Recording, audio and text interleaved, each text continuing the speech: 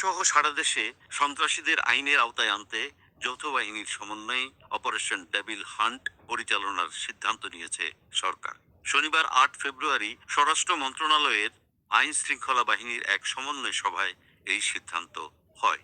স্বরাষ্ট্র মন্ত্রণালয় থেকে পাঠানো এক বিজ্ঞপ্তিতে বলা হয়, গাজীপুরে শুক্রবার 7 ফেব্রুয়ারি রাতে ছাত্র জনতার উপর সন্ত্রাসী আক্রমণের ঘটনায় স্বরাষ্ট্র মন্ত্রণালয়ে আইন শৃঙ্খলা বাহিনীগুলোর সমন্বয়ে এক সভা অনুষ্ঠিত হয়েছে।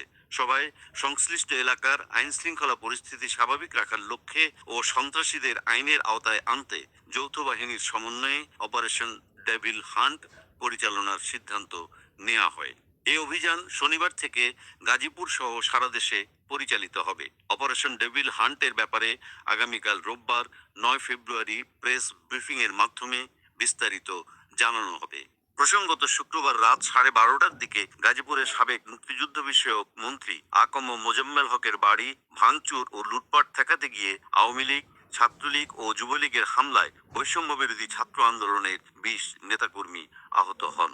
এই বিষয়ে বৈষম্য বিরোধী ছাত্র আন্দোলনের গাজীপুর জেলা সমন্বয়ক আব্দুল্লাহ আল মাহিন জানান, আকম মোজাম্মেল হকের ধীরাশ্রমের বাড়িতে লুটপাট হচ্ছে।